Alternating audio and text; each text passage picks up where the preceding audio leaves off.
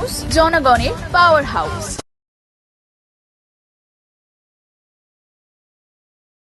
মুখোপাধ্যায় প্রাক্তন বিচারপতি, তাকে অনুরোধ করব, এখনো সময় আছে।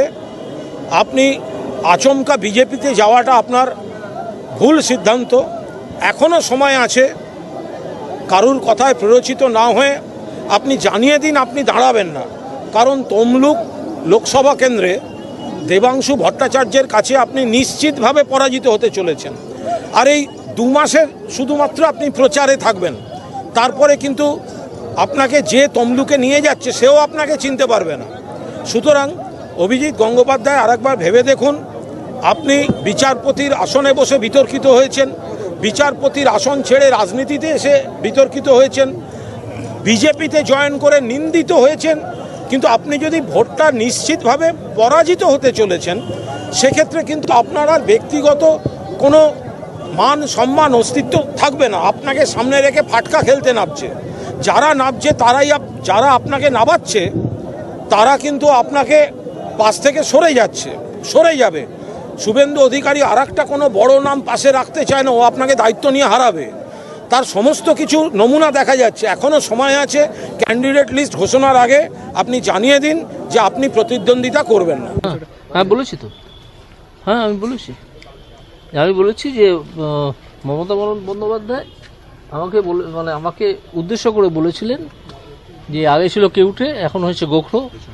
শুধু গোখরো না, চন্দ্রগুড়াও হতে পারি, আপনারা সাবধানে থাকবেন। সেটা নিয়ে পাল্টা দেবাংশু ভট্টাচার্য মন্তব্য করেছেন। কি দেবাংশু? একটা বিচার ব্যবস্থার একটা কলঙ্ক ওই অভিজিৎ গঙ্গোপাধ্যায়, এটা হচ্ছে নাম্বার 1। আর দ্বিতীয়, আমি একটা টিভিতে দেখছিলাম যে ও বলেছে আমি চন্দ্রবড়া, বিষধর সাপ।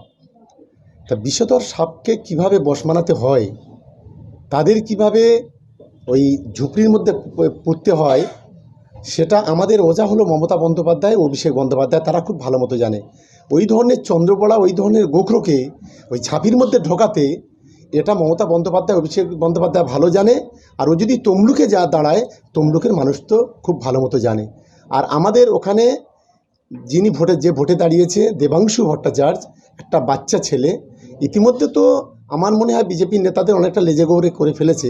আর আগামী দিনে এই জাতগোখরগুলোকে, এই চন্দ্রবড়াগুলোকে গর্তর মধ্যে ঢোকাতে যা ব্যবস্থা, এটা দেবাংশু করবে। এই ছ্যাঁচড়টা আরেক শাহজাহান, এর কোনো যোগ্যতা আছে অভিজিৎ গাঙ্গুলির মতো একটা লোকের পায়ে জল দেওয়ার? বাকি তো ছেড়ে দেন। এবারে লোকসভা ভোট কি এরা যত মুখ খুলবে আপনারা দেখাবেন এইসব লোককে। আপনারা এর আগে কেষ্টকে দেখাতেন, এখন কেষ্ট দেখাতে পাচ্ছেন না।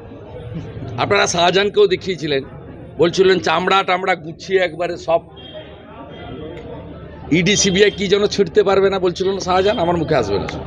দেখুন, আমি একটা বলি, আমি মহামান্য নির্বাচন কমিশনকে আমি অনুরোধ করব যে আপনি ওটা 7 দফা না করে এখানে 23টা জেলা 23টা দফা করুন। আপনি এখানে 920 কোম্পানি যদি আধা সামরিক বাহিনী দিয়েছেন বাংলায়, এটা 9200 কোম্পানি করে দিন। তারপরেও বাংলায় 42টা সিটের মধ্যে 35টা সিট তৃণমূল কংগ্রেস পাবে। যতই চেষ্টা করুন। আর ক্যানিং পূর্বে আমি বলবো যে শুধুমাত্র বুথে 3টে 4টে করে নয়, আমি চাইছি ক্যানিং পূর্বের যে 272টা বুথ আছে, এই 272টা বুথে তো 8 জন করে দিন, আর প্রত্যেকটা বাড়িতে 4 জন করে দিন। তারপরেও 2 লক্ষের বেশি ভোটে তৃণমূল কংগ্রেস এখান থেকে জিতবে। আটকাবার ক্ষমতা বিজেপির ঠাকুরদার নেই আর শুভেন্দুর নেই। এটা আমি আজকের অন ক্যামেরা আজকে পরিষ্কারভাবে বললাম। কোন রাজ্যে 2019-এর আইএস অফিসার তিনি হন আপনার ডিজিপি, আর 2015-র আইএস অফিসার হন হোম সেক্রেটারি? কোন রাজ্যে? বড় বড় কথা বলছেন। ল মেকার, ব্যুরোক্রেসি, সংবিধানের 4র্থ স্তম্ভ, মিডিয়া, সমস্ত পিলারকে ধ্বংস করে দিয়েছেন। পশ্চিমবাংলায় 1 কোটি লোক পঞ্চায়েতে ভোট দিতে পারেননি। ইলেকশন কমিশন কিচ্ছু করছেন না। আরও অনেক কিছু দেখতে চায় বাংলার লোক। 21-এর বিধানসভা ভোটের পরে এইখানে আমি এসেছি 3 জন বিজেপি কর্মীকে খুন করেছিল, তাদের পরিবারের পাশে দাঁড়াতে। এইখানে 400 জন ঘর ছাড়া ছিল। এই অফিসে 1 লক্ষ লোককে বাড়ির বাইরে পাঠিয়েছেন। আপনাদের মুখে গণতন্ত্র, সংবিধান, সংসদীয় ব্যবস্থা, শান্তি, সম্প্রীতি, ঐক্য, স্বাধীনতা এসব কথা মানায় না। না, বার্তা দিয়ে কোনো লাভ নেই। ভোট সিএপিএফ কে করতে হবে, সেন্ট্রাল ফোর্সকে দিয়ে করতে হবে। ভোট দেখেছে, এত মৃত্যু দেখেছে, যারা ভোট দিতে পারে তাদের জন্য কোনো বার্তা? না না, বার্তা তো সকলেই ঐক্যবদ্ধ।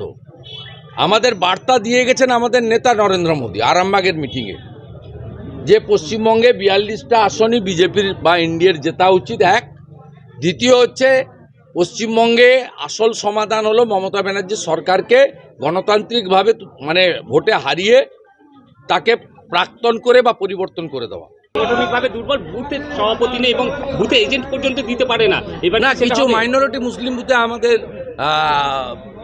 মমতা ব্যানার্জির উগ্র প্রচারের জন্য কিছু লোকজন নেই, কিন্তু আমাদের সংখ্যাটা আমি বলবো না, অলমোস্ট 80% বুথে আমাদের লোক আছে। সেটা আমাদের প্রেজেন্ট ডিস্ট্রিক্ট লিডারশিপ তারা খেটে খুঁটে তৈরি করেছে। ভাঙড়ে কি করবে? আপনাকে জানার দরকার নেই। ভাঙড়ে তৃণমূল থার্ড হবে এইটুকু বলতে পারি, বাকিটা আর বলছি। যে প্রার্থীকে দক্ষিণ আসানসোল রিজেক্ট করেছে